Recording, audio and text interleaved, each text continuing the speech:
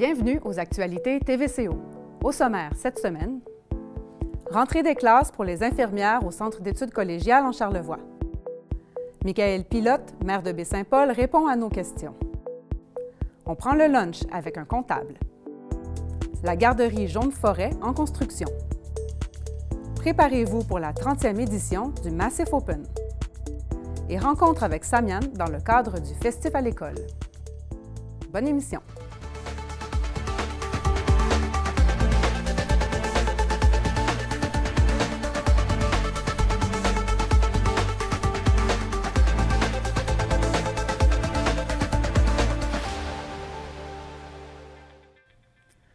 C'est cette semaine que les nouveaux infirmiers et infirmières faisaient leur rentrée scolaire au Centre d'études collégiales en Charlevoix afin d'entamer leur mise à niveau avant d'intégrer le CIUS de la capitale nationale. TVCO était là pour les accueillir.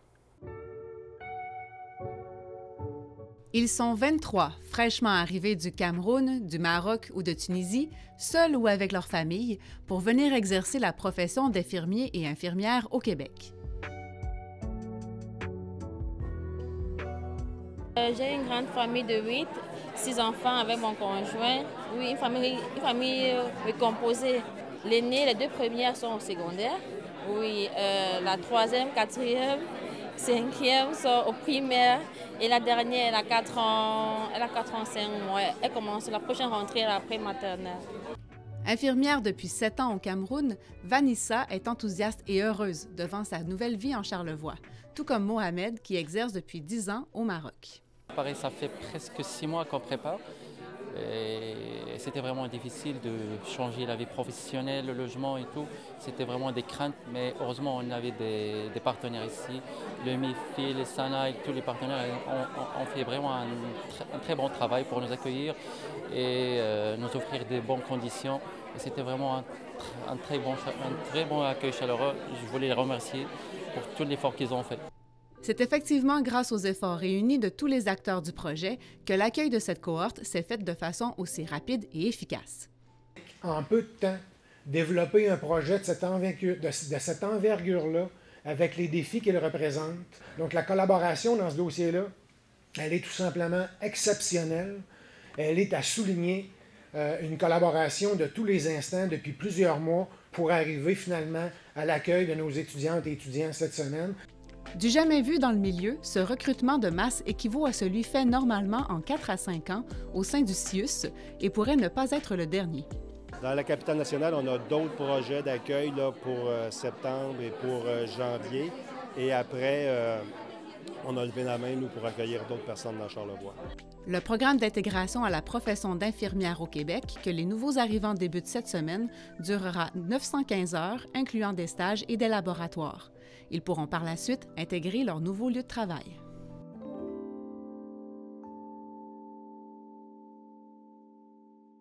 Le maire de Baie-Saint-Paul était dans nos studios pour faire le tour des dossiers en cours. Martin Ouellette l'a rencontré. Michaël Pilote, bonjour. Bonjour. Faisons le tour un peu des différents dossiers. Il y a eu un conseil de ville cette semaine. Alors, on va faire le tour ensemble de différents dossiers. D'abord, première question, vous avez autorisé cette semaine la création de mini-maisons. Est-ce que vous pourriez nous expliquer un peu quel est le règlement que vous avez mis en place? Oui, bien là, c'est un avis de motion. Un avis de motion qui a été déposé. Ça, l'avis de motion, c'est un signal auquel le conseil municipal, la ville, veut aller. On se donne un signal. Et là, ce qu'on a avisé, c'est qu'on allait, dans les prochaines séances, mettre en place un projet législatif qui va permettre les unités d'habitation accessoires. Souvent, là, les mini-maisons, là, c'est synonyme de ça. Ça peut être de rénover un garage qu'on a à l'arrière de notre propriété qui peut abriter des gens. C'est compliqué, hein, l'enjeu de se loger, c'est provincial. Maintenant, on a de la difficulté à... Oui. Il y a bien des gens qui m'appellent, qui disent « Monsieur le maire, je veux développer mon entreprise, je veux agrandir, mais c'est difficile, j'ai pas de place à les loger. » Donc, c'est quand même une des possibilités. Il y a plusieurs solutions. L'autorisation de mini-maisons sur le territoire ne réglera pas tout, mais on est convaincu quand même que c'est une piste de solution qui est positive. Mais ce seront des mini-maisons qui ne seront pas disponibles pour la location touristique. Je pense que ça a été clair dans l'avis de motion. Mais comment ça va fonctionner? Les propriétaires vont pouvoir aménager une mini-maison dans leur cour et puis louer à des résidents permanents? Comment ça va fonctionner? Il y a quand même différentes règles, règles à suivre. Ce n'est pas n'importe qui peut arriver avec son projet de mini-maison. Et évidemment, il faut s'assurer que le propriétaire ait l'espace sur son terrain pour avoir une mini-maison. Et de la façon que ça va se faire, c'est que ça va être traité un petit peu au cas par cas. Comme lorsqu'on traite une dérogation mineure, on s'assure qu'il n'y a pas de préjudice pour le voisin, que c'est quand même applicable sur le terrain de la personne. Donc, ça va être traité de la même façon à peu près qu'une dérogation mineure. Pour l'instant, si on veut être en conformité avec le schéma d'aménagement de la MRC de Charlevoix, c'est seulement le périmètre urbain qui peut accueillir ce type de projet. Donc, ceux et celles qui sont desservis par le réseau d'Aqueduc, ça devrait être une condition obligatoire. Si vous êtes desservi par votre propre puits artésien dans le secteur rural, pour l'instant, le projet législatif ne vous visera pas. Est-ce que dans une seconde phase, ça pourrait vous viser? Bien, c'est des choses qu'on est en train de regarder attentivement présentement et qu'on pourrait mettre en place dans les prochaines années. Donc, c'est un peu comme un moyen alternatif, je dirais, de solutionner une partie, en tout cas pas au complet, de la crise de logement que nous vivons actuellement. Vous voyez comme ça. La crise de logement, c'est ça. Tout le monde la vit au Québec. On a quand même ici, on est très concernés. La ville de Baie-Saint-Paul, c'est difficile de se trouver un appartement. D'acheter une propriété, c'est pas très facile non plus. De dire de moins en moins. C'est ça, de dire qu'on va se construire. Il y a un défi sur ce point-là également. Donc, ce qu'on veut, c'est d'arriver avec différentes solutions. Il y en a d'autres qui vont être annoncées dans les prochains mois. Mais là, pour l'instant, celle qu'on annonce ces temps-ci, c'est que la ville de Baie-Saint-Paul va permettre d'ériger une mini-maison sur son territoire. Et au niveau des procédures pour l'adoption d'un règlement, là, c'est un avis de motion. Fait qu'éventuellement, le règlement arriverait quand? On parle d'un règlement pour le printemps, pour l'année prochaine. Quel est l'échéancier lorsqu'on décide de modifier comme ça un règlement puis qu'on commence avec un avis de motion? Bien là, on vient de faire un signal avec l'avis de motion. Il va y avoir des consultations publiques qui vont s'en venir aussi à la prochaine séance. Et ce qu'on aimerait, c'est que le règlement soit en vigueur au moins pour l'été ou au maximum pour l'automne prochain, que les gens puissent déjà se prévaloir de ce règlement-là pour Baie-Saint-Paul. Parmi les autres dossiers qui ont été discutés, il y avait bien sûr beaucoup de modifications au zonage. Vous avez des modifications mineures. Ce sont des thèmes qui reviennent souvent. Puis un autre thème qui revient souvent, c'est maison-mère, comme de fait. Vous avez autorisé 100 000 pour la réfection d'un ascenseur ici à Maison-Mère. Dites-moi, est-ce qu'on va éventuellement savoir où on en est rendu avec Maison-Mère au niveau de la ville de Baie-Saint-Paul? Comment vous voyez le portrait, là? Parce que beaucoup de gens se disent, puis il y a toutes sortes de rumeurs, là, on est rendu à plusieurs millions, on est rendu, on ne sait pas où on est rendu tout à fait dans l'investissement de Maison-Mère. Pouvez-vous m'éclairer là-dessus? Oui, bien c'est un fait. Hein? Tu sais que la ville a investi plusieurs millions depuis le début de l'aventure Maison-Mère. Bien ça, c'est vrai. De dire que la ville ne l'a pas fait, ça serait mentir. Tout l'argent qui a été investi dans Maison-Mère a été via des séances du conseil. Donc, il y a un procès verbal. Ceux et celles qui nous suivent religieusement, il y en a peut-être qui ont fait le décompte. Mais oui, c'est quand même plusieurs millions qui ont été investis depuis le début. Actuellement, les vérificateurs sont à la ville. C'est comme annuellement, on doit faire vérifier nos états financiers par un vérificateur externe. C'est la même chose aussi à Maison-Mère. Et ce qu'on prévoit, on prévoit faire quand même un compte-rendu à la population dans les prochains mois, une présentation de dire où on est rendu avec Maison-Mère, qu'est-ce qu'on a d'investi. Et la ville de Baie-Saint-Paul est quand même très présente dans Maison-Mère. Hein. On est le propriétaire. Oui. Et des fois, il y a des gens qui disent qu'on ne prend pas nécessairement nos responsabilités, mais je pense que la ville de Baie-Saint-Paul prend ses responsabilités. Là, on parle de plusieurs millions qui sont investis depuis le début. Dans la dernière année, on sait qu'il y a eu un petit peu de problématiques au niveau des ressources humaines. Il y a des gens qui ont quitté l'aventure. La ville de Baie-Saint-Paul a même mis une ressource de son payroll pendant plusieurs mois pour venir assurer la coordination. Au niveau du service incendie, il y a eu quand même plusieurs fausses alarmes aussi dans les dernières années. Lorsqu'on vient me voir et on me dit « Monsieur le maire, c'est rendu que les pompiers sont démobilisés parce que c'est des fausses alarmes. Il y a des gens qui ne sortent même plus à l'extérieur lorsque l'alarme incendie se fait ressentir. » Donc, on a quand même une responsabilité. Et s'il y a des pertes de vie humaines demain matin ici à Maison-Mère, bien, comme dirigeant public, c'est clair qu'on va être pointé du doigt. Et ça, on a rencontré la direction de Maison-Mère avec le service incendie. On s'est assuré qu'il y a des plans d'action, il y a des mesures qui changent actuellement. Et l'appui aux organismes, en même temps, la ville de Baie-Saint-Paul, juste au niveau des opérations, la ville de Baie-Saint-Paul met environ 500 000 par année pour certains locaux, quand on pense à la chapelle, qu'on pense au jardin d'enfants, tout ça. Donc, la ville de Baie-Saint-Paul est présente, au conseil d'administration aussi. On est 3 membres du conseil d'administration qui sont du conseil municipal. Bien justement, là-dessus, on se demande, la ville est tellement impliquée et imbriquée dans le dossier de Maison-Mère que là, il y a un conseil d'administration qui a un peu les mains liées. Il administre le bâtiment, mais il ne peut pas prendre de décision. titre d'exemple, je vous l'ai dit, là, 100 000 pour un ascenseur cette semaine, il fallait que ça passe au conseil. Est-ce qu'on n'a pas un peu l'impression que le CA ici est sous tutelle? Puis dans le fond, ils ne peuvent pas faire grand-chose à part gérer le bâtiment puis attendre les décisions de la Ville. Est-ce que c'est pas un peu difficile à gérer de cette façon-là? On a un peu l'impression qu'ils n'ont pas beaucoup de pouvoir. Moi, je crois que non. Le bâtiment appartient à la Ville. C'est un champ de compétences qui est partagé. Chacun a son carré de sable et le mode de gouvernance a été choisi à l'époque. Ça a été regardé. C'est quoi les avantages, c'est quoi les désavantages? Exemple, que la Ville l'opère entièrement, que la Ville soit propriétaire, qu'il y ait un OBNL qui assure sa gestion quotidienne. Et le choix a été fait puisqu'il y avait des avantages à avoir ce mode de gestion. Et si on pense à Hydro-Québec, il relève du gouvernement du Québec. Il y a bien des choses qui doivent aller se valider, exemple, au Conseil des ministres, malgré qu'ils sont autonomes. Mais en même temps, c'est normal que le Conseil municipal doit entériner les montants majeurs. La maison-mère ne pourrait pas décider demain matin, on investit 3 millions sur le bâtiment alors que c'est la Ville qui paye. Donc, je crois que ça ferait un non-sens d'arriver dans ce type de choses. Et le Conseil d'administration ne fait pas seulement que gérer le bâtiment. Le Conseil d'administration gère tout ce qui est question au niveau financier à maison-mère, tout ce qui est la question des ressources humaines, la direction générale, le stratégique. Donc, le Conseil d'administration ne fait pas juste gérer des travaux, mais c'est une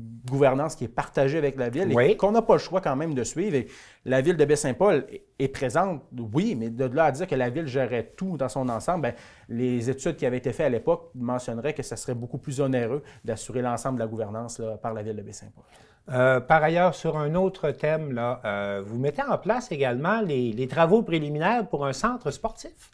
Vous voulez qu'on aille dans cette lignée-là? Pouvez-vous m'expliquer un peu c'est quoi le projet? Puis comment vous le voyez dans le temps, ce projet-là? Parce qu'on ne parle pas d'un centre sportif pour l'an prochain à Baie-Saint-Paul.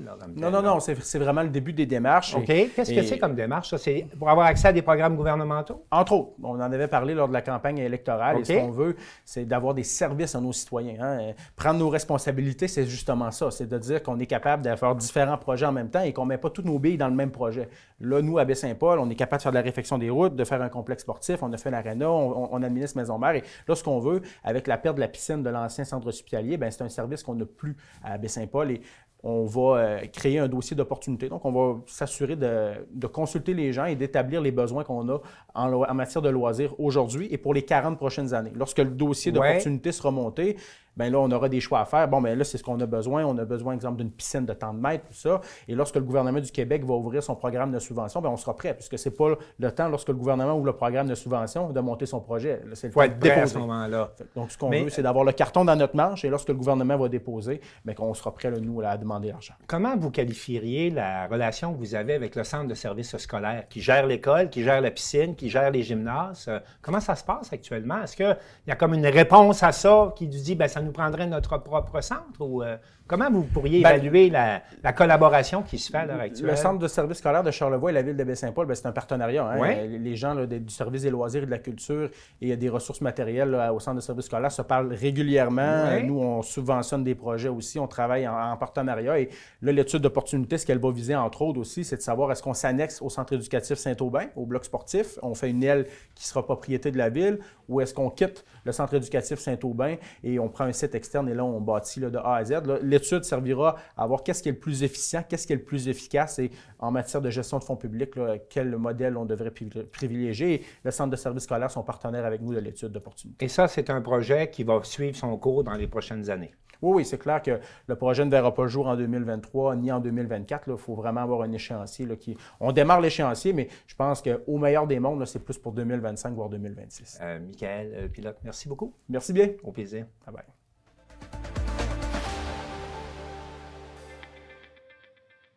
La Chambre de commerce de Charlevoix et différents partenaires organisaient cette semaine un lunch avec un comptable. Nous en avons profité pour poser quelques questions à Benoît Côté au sujet de la déclaration d'impôt. Le mois de mars annonce l'arrivée du printemps, mais aussi celle de la déclaration d'impôt. Bien que plusieurs préfèrent laisser la tâche à un comptable professionnel agréé, il est aussi possible de faire votre déclaration par vous-même à l'aide de logiciels peu coûteux comme Impôt Expert ou Turbo Impôt. De façon générale, je pense qu'avec un logiciel de base, pour un travailleur, un employé travailleur avec un T4 ou des choses de base, il devrait bien s'en tirer. Par contre, pour un travailleur autonome, c'est à faire attention. Si vous êtes travailleur autonome, on vous conseille de prendre les bons réflexes tout au long de l'année pour simplifier les choses une fois la période des impôts arrivée. Avoir une bonne comptabilité, un bon suivi, voir s'il ne devrait pas faire des acomptes provisionnels pour alléger son fardeau fiscal au mois d'avril et aussi regarder, voir s'il ne devrait pas prendre des REER ou des abris fiscaux de ce genre pour éviter d'avoir des surprises au 30 avril. Rester à l'affût des nouveaux programmes d'aide gouvernementale et de crédit d'impôt peut également s'avérer profitable. Je pourrais dire qu'il n'y a pas eu de nouveau changement important. J'aimerais quand même signaler que pour les personnes de 70 ans et plus, il y a un crédit de 2 000 qui est attribuable, tout dépendant du revenu familial ou revenu personnel. Ça peut être intéressant pour certaines personnes qui ont 70 ans durant l'année 2022. Si un de vos proches est décédé durant l'année d'imposition, c'est au liquidateur testamentaire de produire la déclaration d'impôt du défunt. Revenu Québec a d'ailleurs mis en ligne un site pour vous accompagner dans la démarche. Et ça, c'est très bien fait, c'est très convivial et très bien expliqué à l'intérieur de ce site. Sinon, on va voir un comptable. Finalement, n'oubliez pas que la moindre modification à votre statut civil ou votre situation familiale peut avoir d'énormes impacts sur votre fiscalité. Après 12 mois de cohabitation, on est considéré comme des conjoints de fait. Là, à ce moment-là, on perd certains critères. Et on va perdre certains crédits TPS, TVQ. Ça va jouer sur les allocations au niveau des enfants. Donc, ça a beaucoup d'impact à niveau. Surtout pour la mère monoparentale qui a déjà beaucoup de crédits, ça peut avoir un impact financier important. Votre déclaration d'impôt doit être transmise au plus tard le 30 avril.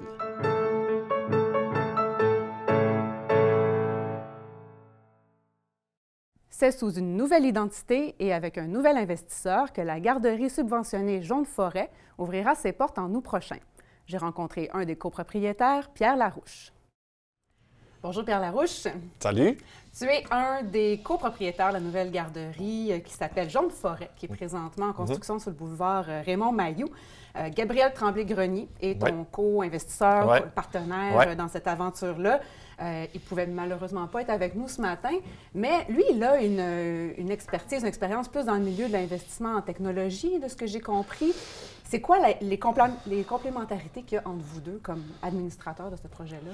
C'est une belle surprise. En fait, je connais quand même Gabriel depuis un certain temps. Puis, bref, pour faire une histoire courte, il était à Montréal, il est revenu dans la région, puis il cherchait un projet pour investir. Puis, bref, il m'avait déjà tendu une perche, mais au niveau de l'affinité qu'on a ensemble, ce qui est intéressant, justement, c'est qu'il vient complètement d'un autre secteur. Moi, je suis plus le côté, si tu veux, terrain, étant donné avec mon expérience que j'ai en petite enfance. Tu es également un éducateur? Oui, j'étais éducateur à l'enfance aussi de profession. Puis par la force des choses, je suis devenu gestionnaire. Mais si tu veux, je suis dans le day-to-day de la garderie, ça va.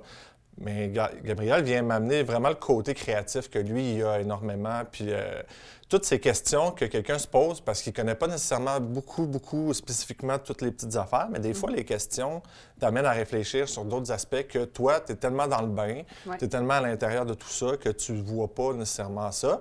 Puis, par la bande aussi, c'est un parent utilisateur. Fait que je trouve ça vraiment agréable. Puis... Une vision différente. Ah, absolument. Puis, tu sais, c'est là que je m'aperçois qu'on n'est pas obligé que ça soit complètement pareil. On peut venir de deux univers différents puis que ça fonctionne super bien. C'est une nouvelle entreprise, donc différente de la garderie du coin, dont tu es présentement aussi copropriétaire. Est-ce qu'on parle aussi d'une mission différente, de valeurs différentes ou une approche différente pas nécessairement. Dans le modèle? Non, pas nécessairement, parce que la garderie du coin, dans le fond, la grosse différence, je vous dirais, là, est beaucoup administrative, parce que la nouvelle garderie, donc la garderie Jaune-Forêt, c'est une garderie subventionnée. C'est une garderie privée, mais subventionnée. Donc, les places dans cette garderie-là sont subventionnées par le gouvernement. La totalité des places? Oui, la totalité des places sont subventionnées, un peu comme dans un CPE, par exemple. Donc, ces places-là, les parents les ont à tarif réduit. Comparativement à la garderie du coin, que c'est privé, non subventionné, donc c'est pas le même tarif. C'est vraiment, je te dirais, les seules différences au niveau administratif parce que au niveau des valeurs d'entreprise et tout ça, ça se ressemble beaucoup. Bon, évidemment, avec l'ajout de Gabriel dans la nouvelle garderie Jaune-Forêt, c'est sûr qu'on s'est amené à cogiter à qu'est-ce qu'on voulait amener comme saveur, comme couleur.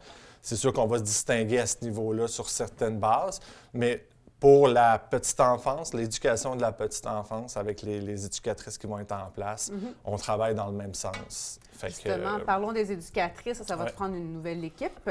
Ouais. Est-ce que vous avez déjà formé votre équipe? Parce qu'on parle d'éducatrices, cuisiniers, cuisinières aussi, j'imagine, l'administration. Oui. Bien, étant donné que c'est un projet qui est déjà en branle depuis au moins un an, je te dirais, parce qu'on a eu les places l'année dernière. Puis dans le fond, faire une histoire courte, le ministère te donne les places, puis à ce moment-là, tu as 2 ans pour les faire, pour mettre à terme... les places pour enfants, là, des enfants. Les places subventionnées, là, dans le fond. Pour les mettre à terme, tu as 2 ans. Fait que, tu sais, c'est sûr que le processus est déjà enclenché, tous ces questionnements-là sont déjà enclenchés depuis un certain moment. Fait que les éducatrices ont déjà été approchées. L'équipe est déjà pratiquement formée, autant qu'au niveau des éducatrices à l'enfance qu'au niveau de la cuisine. Fait qu'à ce niveau-là, ça va, somme toute, très bien. Là. Fait que, tu sais, on a pris de l'avance parce que, justement, on s'imagine quand ça va ouvrir. On espère, en tout cas. C'est sûr qu'on a une cible très précise parce qu'on aimerait être ouvert pour la rentrée des classes. Donc le 28 août? Oui, exact. On essaie toujours de coïncider ça avec la fin des classes d'une année pour que les plus vieux s'en aillent à la maternelle, puis que ça libère les places, puis que ça fasse une espèce de roulement continu. C'est pour ça qu'on vise vraiment cette date-là. Somme toute, à date, ça va bien. L'échéancier va bien, il n'y a pas de retard dans rien, on ne m'a rien annoncé au niveau de tout ça, mais on n'est pas à l'abri d'un petit retard ou de quelque chose, surtout dans le monde de la construction. Des fois, il peut manquer 3 portes, puis moi, ça fait tout que je ne peux pas ouvrir. Ça peut même aller jusqu'au poignet de porte. C'est très précis, le ministère, quand il débarque, dans le fond, pour expliquer un peu, c'est que un coup que ta garderie est construite, tu appelles le ministère, tu dis « Bonjour, mon établissement est terminé de construire, vous pouvez venir faire visiter ». Fait que là, le ministère il y a une inspection qui est faite par le ministère de la Famille. Dans le fond, lui, ce qu'il fait, c'est qu'il prend le plan que tu as envoyé préalablement, puis il regarde si ça a été construit conformément au plan. Puis il y a aussi une histoire de mètres carrés parce que chaque enfant doit avoir 2,75 mètres carrés de... Il y a plein de normes. Il y a plein de normes. Fait que, tu sais, lui vient vraiment calculer tes locaux, ils ont-tu la bonne grandeur pour la capacité des enfants. Alors, c'est vraiment précis. Fait que si tout ça est conforme, le permis est émis quelques jours plus tard. Puis, je comprends donc que les 44 places doivent déjà être comblées. On sait que les listes d'attente sont assez longues. C'est ça. C'est une problématique qu'on sait qu'on vit en ce moment. Là. Il y a même des parents qui ne retournent pas sur le marché du travail faute de place en garderie. Actuellement, à la garderie du coin, on a une liste au-dessus de 150 noms. Là. Puis je sais, les collègues là, au CPE aussi, là, ils ont une liste aussi élevée, sinon plus que la nôtre. Là, fait que, c'est sûr que les parents s'entrecroisent. C'est pas 150 différents de chaque base. Évidemment, ça doit être les mêmes ou pratiquement. Mais on peut s'imaginer que 150 noms de parents. Puis tu sais, avec les nouveaux arrivants, avec les déménagements, avec la COVID, ce que ça a fait, les gens de la ville se sont rendus dans les régions. Puis Baie-Saint-Paul s'est prisé quand même pas mal. Fait que ça... Il y en a-tu qui ont des priorités? Tu sais que les fratries, habituellement... les 2 priorités, c'est vraiment... je veux dire 3 priorités. C'est vraiment les enfants des éducatrices, évidemment, pour leur donner la chance de revenir au travail. Puis la fratrie. Donc, si tu as un enfant déjà actuellement en service de garde, votre 2e ou le 3e est prioritaire, évidemment, pour faciliter que le parent vienne porter l'enfant au même endroit et non pas faire 3 places. C'est cohérent. C'est cohérent. Puis il y a aussi, dans le fond, après ça, on tombe sur la liste de la place 0,5 ans. Oui, justement. Peux-tu m'expliquer le plus rapidement possible comment ça fonctionne, les places subventionnées? On comprend quasiment que dès qu'on pense avoir un enfant, on est mieux de s'inscrire tout de suite. Oui, bien, en fait, la place 0,5 ans est sujette à changement. OK. Parce que le gouvernement est en train de travailler là-dessus. Ça devrait prochainement, là, moi je pense dans cette année-là, la place 0,5 va vivre une cure de rajeunissement. Présentement, comment ça marche? C'est aussi simple que dès que vous savez que vous avez un enfant, vous pouvez déjà vous inscrire. Dans le fond, ça s'appelle les pré-inscrits, donc les parents qui sont en maternité ou en attente d'avoir un enfant s'inscrivent déjà. Donc, des fois, tu as des mamans qui viennent de le savoir puis s'inscrivent. Fait que, tu sais, c'est... Plutôt c'est mieux, c'est. Oui. Puis, en fond, après ça, quand vous avez l'enfant, vous allez l'inscrire. Puis là, ils balancent dans l'autre liste qui n'ont plus les pré-inscrits, mais les inscrits officiellement. Et là, selon la date d'inscription dans la place 05, vous vous situez dans un rang. Oui. Fait que c'est vraiment la date où vous êtes inscrit. Mais fait qu'on est capable d'aller voir où on est rendu dans la liste? Non, non, même c'est pas. ça que les gens dénoncent, en fait. Ouais. Puis c'est ce que la nouvelle mouture va amener, en fait.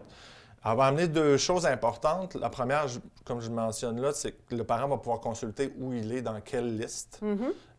CPE, là, je suis dans quelle liste, là, je suis dans quelle liste. Parce qu'on peut être inscrit à plusieurs. Oui, vous pouvez vous inscrire à tout ce qui existe en termes de services de garde, autant familial que le CPE que la garderie privée. C'est centralisé, tout en même place. Oui, c'est ça. C'est ce qui est agréable avec ça aussi. Et la deuxième affaire qui va changer beaucoup, c'est que maintenant, ça va fonctionner par cotation. C'est-à-dire que le ministère, le gouvernement va émettre des cotes selon certains critères. C'est-à-dire, si vous avez plusieurs enfants, ça vaut autant. Si vous êtes vous avez un enfant handicapé, ça vaut autant. Fait que là, on prend en considération la situation. Plein de facteurs. Ça va même jusqu'au revenu, ça va même jusqu'à... êtes-vous en immigration? Est-ce que le type d'emploi que le parent occupe, ça je ne sais pas, par contre. C'est une bonne question. Okay. C'est une bonne question. Je ne sais pas jusqu'où ils vont aller, mais je sais qu'ils vont prendre plein de critères, puis ils vont faire une cote à la fin. Puis à la fin, il va y avoir un enfant dans le top de liste. Lui, c'est la plus grosse cote, c'est-à-dire c'est lui qui représente le plus grand besoin en ce moment de garde. Fait que c'est comme ça que ça va fonctionner. Mais quand ça va être mis en place, je ne sais pas, mais on s'attend en 2023. Là. Fait que c'est comme ça que ça va fonctionner. Bien, merci beaucoup, Pierre Larouche. Ça fait plaisir. Bye-bye.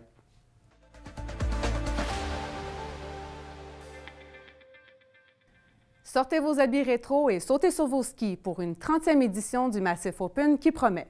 Entretien avec Isabelle Vallée sur le remonte-pente du Massif.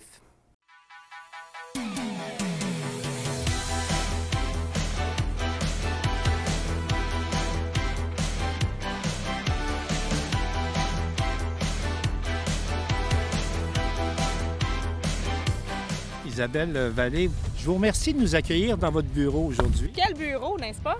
Pour parler du Massif Open. Oui, exact. 30e édition du Massif Open cette année. Dites-moi, qu'est-ce qui est particulier dans le Massif Open? C'est quoi comme événement? Parce que c'est pas une compétition de haut niveau, de haut calibre. Là. Exact. Le Massif Open, on l'a dit, c'est un Open. Ça veut dire que c'est à la base un défi amical. C'est un défi un défi sportif qui réunit des gens de tous les niveaux et de toutes les habiletés. De toutes les disciplines aussi, dans une espèce de course amicale dans laquelle il y a des obstacles ou des épreuves. Au fil des ans, cette épreuve-là a changé. Comment on va faire ça cette année? C'est très spécial. Alors, on conjugue 3 disciplines cette année. On débute dans une portion de bosse, on poursuit avec du ski-ballet et on termine avec du free ski. Alors, c'est la conjugaison de 3 disciplines et il n'est pas nécessaire d'être un expert, au contraire. Mais est-ce qu'on doit pratiquer les 3 disciplines? Pas du tout. On fait du mieux de nos capacités. Mais, mais là, vous êtes en train de ressusciter le ski-ballet comme tel. Entre autres. Parlez-nous un peu de cette discipline. Écoutez, j'ai très peu d'expertise en ski-ballet. Chose certaine, tout est dans l'artistique. Hein? Puis l'idée d'introduire le ski-ballet dans cette course amicale, ce défi amical-là, parce qu'il n'est pas chronométré, c'est justement de jouer non seulement sur la qualité de skieur ou de planchiste, mais vraiment d'y aller avec les aptitudes et l'attitude dans le parcours. Et la 3e discipline, c'est? C'est le free ski. Alors, c'est vraiment un bout où est-ce qu'on y va à la soie, tiens. Historiquement, donc, le Massif Open, c'est une fête à laquelle les skieurs sont conviés. Également. Donc, c'est un rendez-vous festif. Et de tous les temps, il y a eu de nombreux souvenirs qui planent au-dessus de la montagne avec le Massif Open. Alors, cette année, la portion festive, elle est du sommet à la base de la montagne. C'est-à-dire que non seulement il y aura le défi amical dans la piste La Cabaret, mais il y aura également, la montagne sera animée du sommet à la base. Alors, on a à la base, à la terrasse de la base de la montagne, un chansonnier. Parce que la compétition, il faut le dire, se tient dans la piste La Cabaret, qui est au bas de la montagne. Exactement. OK. Alors, il y aura une terrasse animée avec chansonnier, Julien Bellumeur. Il y aura également au sommet de la montagne en après-ski, Valère, qui est quand même un groupe qui est bien connu et qui est reconnu pour faire danser les foules ici au Massif. Mais il y a aussi l'ambiance de la buvette de montagne, celle du Camboul. Ça, c'est une nouveauté cette année sur la montagne. Exactement. Donc, cette année, on parle des avant-après-ski. Alors, ça a lieu à compter de 2 heures et c'est animé par un chansonnier. Donc, c'est un happening qui se tient sur la terrasse du Camboul. Et évidemment, il y a barbecue, vin chaud, mais aussi en animation musicale. Alors, ça fait partie des nombreux environnements musicaux qui seront offerts cette journée-là. Est-ce qu'on invite les gens à s'habiller d'époque? Ah bien, certainement. Alors, on vous verra à l'habiller d'époque aussi de votre côté. Certainement. Tradition le veut. Oui. On se déguise au Massif Open. Cette année, on célèbre la 30e édition. Alors, en fait, la 30e année, je devrais dire, du Massif Open. Alors, ce qu'on souhaite faire, c'est d'inviter les gens à s'habiller vintage pour l'occasion, donc rétro. Donc apporter des couleurs fluo, à mettre les vêtements des parents, des oncles, des tantes, des gens qui ont participé à des compétitions d'époque. Donc pour bien sûr faire revivre un peu d'histoire et participer à l'histoire de la montagne. Donc pour ceux qui veulent participer à cette fête du printemps, parce que c'est également ça, tout à fait. On rappelle les coordonnées et comment on fait pour participer. Bien, c'est très simple. Alors, pour s'inscrire, on se présente au Pub Le Grand-Duc. Pour s'inscrire au défi amical dans la cabaret, on se présente le matin au Grand-Duc le matin même. Le 25 mars. Exactement. Oui. On s'inscrit donc là. Et sinon, toute l'animation de la montagne est gratuite tout au long de la journée. Alors, c'est aussi simple que ça, mais le prix d'entrée, l'habillement rétro. Isabelle Vallée, merci beaucoup et bon Massif Open. C'est un grand plaisir. On a bien hâte de retrouver tous les gens de la région pour célébrer avec nous.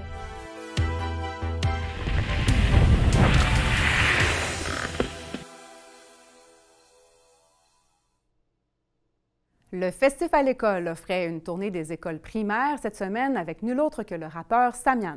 Nous sommes allés à sa rencontre.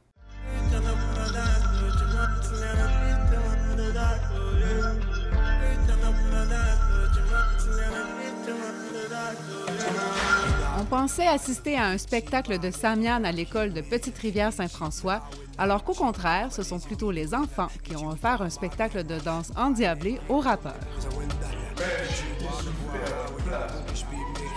Bonjour Samian. Bonjour. Donc tu viens de terminer ta tournée à travers les écoles dans Charlevoix. Comment ça s'est passé? Écoute, sincèrement, c'est deux mondes. C'est vraiment autant que c'est déstabilisant. Tu t'attends pas à ça, c'est rare là, qu'on joue d'une école primaire. Là. Je veux dire, ça arrive pas dans la vie. Puis ils te connaissent pas nécessairement. Non, zéro. C'est comme c'est qui le monsieur en avant qui chante. Puis mais autant que le moment est beau. C'est des enfants, c'est brut, c'est pur. Et c'est ce que je trouve... je trouve ça enrichissant, en fait. Amusé par l'énergie débordante de son jeune public, Samian se réjouit de pouvoir leur offrir ce moment d'évasion. D'être assis 4 périodes de 75 minutes par jour pour 8 minutes de pause entre ces périodes-là, dans des classes avec des néons, à apprendre, à apprendre et à apprendre, je pense qu'on leur en demande beaucoup. Alors j'ai l'impression que des trucs comme le Festif font en ce moment, ça permet de s'évader de ça un peu, de prendre ça cool, de prendre ça un petit peu à la légère, que ces jeunes-là puissent lâcher leur énergie. Et c'est ça, je pense qu'on leur met beaucoup de pression. Et il y a une chose que je remarque dans les dernières années dans les écoles, c'est que les jeunes sont de plus en plus stressés, vivent de l'anxiété. Et c'est pas normal. C'est pas normal que nos enfants vivent ces choses-là dans les établissements scolaires. Et je pense que ce qu'on a vécu cette semaine, c'est de décrocher un peu de ça. Et de dire que même si on va à l'école, même si on peut se lâcher. Puis je voyais les profs qui étaient comme « Wow, t'es en train de perdre le contrôle! » Mais c'était beau. Et c'est ça qui était beau. Et ils ont besoin, peut-être, de plus d'activités comme ça. Accepter le chaos, un peu comme tu as dit tantôt, c'est beau le chaos, vivons-le, soyons heureux avec ça. Oui, puis vivons-le à fond. Et oui, c'est difficile, je vais être honnête, c'est extrêmement difficile de jouer dans une école primaire, mais quand tu fais juste les regarder, s'amuser, accepter ce chaos-là, moi, j'étais avec Francis qui est au table tournante, je m'amuse. Plus habitué des écoles secondaires où il offre également des conférences et ateliers, le rappeur d'origine algonquine aborde des sujets plus lourds comme la quête de l'identité et l'histoire des Premières Nations. Je pense que j'aime beaucoup aller dans partie de mon histoire personnelle, mais j'ai aussi envie de les connaître. Tu sais, j'aborde des sujets quand même engagés socialement, politiquement, et puis c'est sûr que c'est pas adapté au primaire, mais on a commencé avec une école secondaire à l'île aux Coudes. Et je pense que j'ai pu aller dans des zones où est-ce que j'ai envie de revoir un peu leur manuel d'histoire. Et j'ai envie d'aborder certaines chansons aussi, comme Génocide, des chansons qui sont basées sur des faits, mais des faits historiques et des choses qu'on ne leur apprend pas nécessairement à l'école. Pour terminer, tu parlais des livres d'histoire tantôt. Est-ce que tu sens que depuis les dernières années, au moins, l'ouverture se fait, qu'on intègre un peu plus l'histoire autochtone dans nos écoles? Bien, socialement, oui. Les profs le font. Beaucoup de profs passent à côté du curriculum et je les remercie infiniment parce que c'est ce qui est encore dans les manuels scolaires et tout, ça évolue très lentement.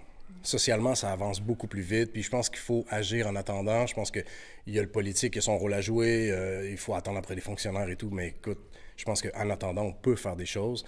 Et ça fait 10 ans que j'ai le privilège de me promener dans les écoles. Et tu sais, on est dans une période de décolonisation, on essaie de dire les choses autrement et on essaie tu sais, c'est à notre tour de raconter notre histoire aussi.